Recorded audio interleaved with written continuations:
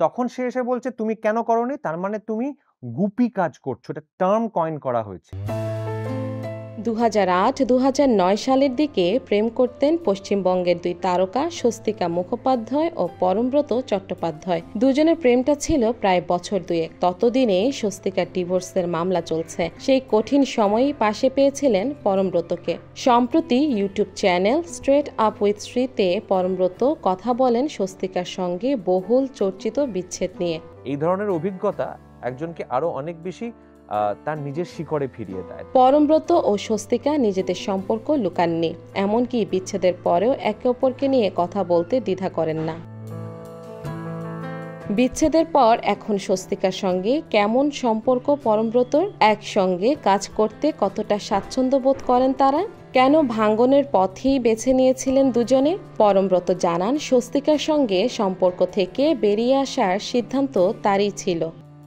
আমি এই যে আমার ইমিডিয়েট যে জগৎ, তার থেকে দূরে থাকা মাঝে মাঝে ভীষণ প্রয়োজন।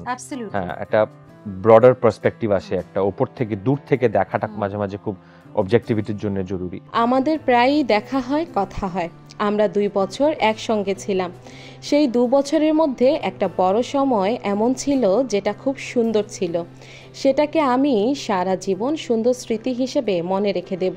আরেকটা যেটা ছিল সেটা খুব অশান্ত ছিল। আমার বলতে কোনো বাধা নেই। একটা সময় এসে আমি নিজেই অব্যাহতি চাই। এর পরপরই সিনেমা নিয়ে পড়াশোনার জন্য পরমব্রত চলে যান বিদেশে।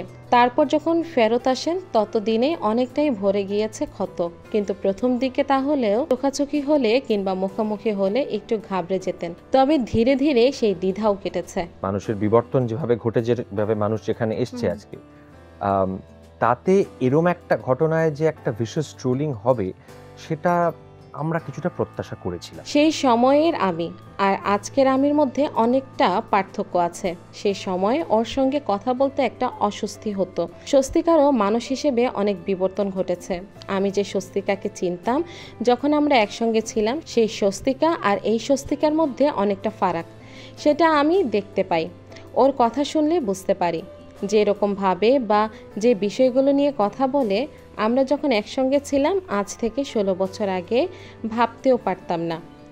পরমব্রত চট্টোপাধ্যায় পিয়া চক্রবর্তীকে বিয়ে করেছেন। জুন মাসে আসবে তার প্রথম সন্তান। তবে স্বস্তিকা এখনও সিঙ্গেল।